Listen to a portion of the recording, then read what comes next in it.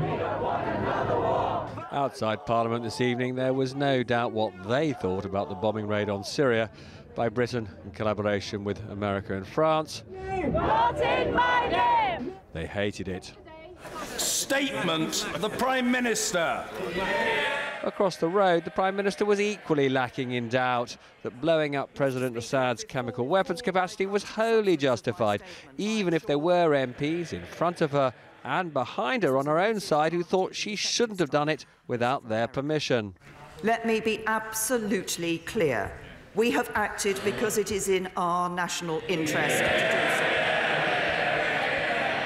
It is in our national interest to prevent the further use of chemical weapons in Syria and to uphold and defend the global consensus that these weapons should not be used. So we have not done this because President Trump asked us to do so. We have done it because we believed it was the right thing to do, and we are not alone. But the leader of the opposition says the bombing was wrong and he wasn't persuaded by her denials about who's bossing her. Mr. Speaker, this statement serves as a reminder that the Prime Minister is accountable to this Parliament, not to the whims of the US President. I believe, Mr. Speaker, the action was legally questionable. Now, she'd argued that the attack was lawful to avert a humanitarian catastrophe. But he pointed out that she hasn't stopped Assad bombing his own people. The overwhelming humanitarian catastrophe due to the civil war in Syria is absolutely indisputable. But the Foreign Secretary said yesterday these strikes would have no bearing on the civil war. And then he accused her of double standards in not intervening to avert the tragic slaughter of the people of Yemen. 3 United Nations agencies said in January that Yemen was the worst humanitarian crisis in the world.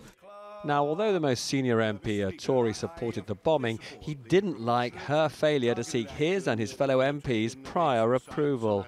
She says there was a problem of time, but surely, once President Trump had announced to the world what he was proposing, a widespread debate was taking place everywhere, including many MPs in the media, but no debate in Parliament. And if she got a bit of stick from her benches, so did he from his. Those who would turn a blind eye, who would do nothing in pursuit of some moral high ground, should also be held accountable for once today as well. Prime Minister's statement and questioning lasted more than 3 hours, and then this Labour backbencher secured a further 3 hours of debate with this heartfelt plea. Syria as a whole must be on the agenda, not just chemical weapons, and that's why this debate should proceed urgently. Mr. Speaker, in the words of Jo Cox, whose coat of arms is on the wall of this chamber, right behind me, she said, despite all of the dangers and difficult judgments that lie ahead, burying our head in the sand is not an option. That debate on what role the UK could and should play in bringing much-needed peace to Syria is still going on, and then tomorrow MPs will discuss whether they should have the power to block future military action. Now, there may be votes, but even if the Prime Minister lost them, and I don't expect that, in practice her hands wouldn't be tied. Robert Peston, News at 10 in Westminster.